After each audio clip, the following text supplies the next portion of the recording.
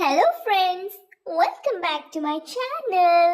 నేను రోజు మార్నింగ్ హిందీ నేర్చుకోవడానికి స్కూల్కి వెళ్తున్నాను ఫ్రెండ్స్. నేను హిందీ ఎవరి దగ్గర నేర్చుకుంటున్నానో, ఎలా నేర్చుకుంటున్నానో మీరు ఈ వీడియోలో చూసేయండి ఫ్రెండ్స్. నాకు మా విలేజ్లో ఫీమేల్ ఫ్యాన్స్ కొంచెం ఎక్కువగానే ఉన్నారు. అయితే ఈ అమ్మాయి నా దగ్గరికి వచ్చి అడుగుతుంది, నువ్వు నన్నే చూడ్డానికి వచ్చావు కదా అని. నేనన్నాను, స్కూల్ కి అమ్మాయిలకి చూడ్డానికి కాదు, చదువుకోవడానికి వస్తారు. నువ్వు కూడా చదువుకోవాలనుకుంటే నాతో పాటు రా, నీకు కూడా హిందీ నేర్పిస్తారు అంటే ఈ చదువు దొంగ పరిగెట్టి పారిపోయింది ఫ్రెండ్స్. ఫైనల్ గా స్కూల్ కి అయితే వచ్చేసా. హాయ్ ఫ్రెండ్స్, మీరేట్రా క్లాసుల్లో ఉండకుండా బయట గ్రూప్ మీటింగ్లు వేసుకుంటున్నారు? స్కూల్ కి వెళ్ళి టీచర్ దగ్గర హిందీ నేర్చుకోవాలంటే నాకు రిసెప్షన్ మేడం చాలా ఫీజు అడిగింది. అంత డబ్బులు నా దగ్గర లేవు కదా. పోనీ అక్క దగ్గర ఉన్నాయంటే అక్క దగ్గర కూడా లేవంట.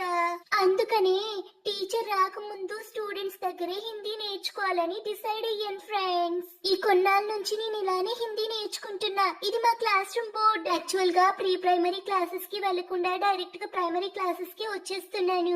ప్రెసెంట్ అయితే నాకు 4th క్లాస్ స్టూడెంట్స్ హిందీ నేర్పిస్తున్నారు అండ్ నాతో చాలా ఫ్రెండ్లీగా ఉంటున్నారు. నిన్న నేను స్కూల్ కి అబ్సెంట్ అయిపోయాను కాబట్టి క్లాస్ 4 అటెండెన్స్ ప్లేస్ లో నా రోల్ నంబర్ వేశారు 04 అబ్సెంట్ అని. ఇంకా నేను ఈ రోజు కష్టపడి ఇంగ్లీష్ టు హిందీ ట్రాన్స్లేషన్ లో 3 వర్డ్స్ నేర్చుకున్నాను. అదేంటంటే ఖానా, పీనా, సోనా. ఖానా మానే టు ఈట్, పీనా మానే టు డ్రింక్, సోనా మానే టు స్లీప్. వెళ్ళేటప్పుడు మా క్లాస్మేట్స్ అందరికి ఇలా బాయ్ చెప్పాను. అమ్మో, టీచర్ రాకముందు తొందరగా వెళ్ళిపోవాలి, లేదంటే టీచర్ కి అంత తెలిసిపోతుంది. అబ్బా, మళ్ళీ ఎవరు ఆస్కర్ అని పిలుస్తున్నారు?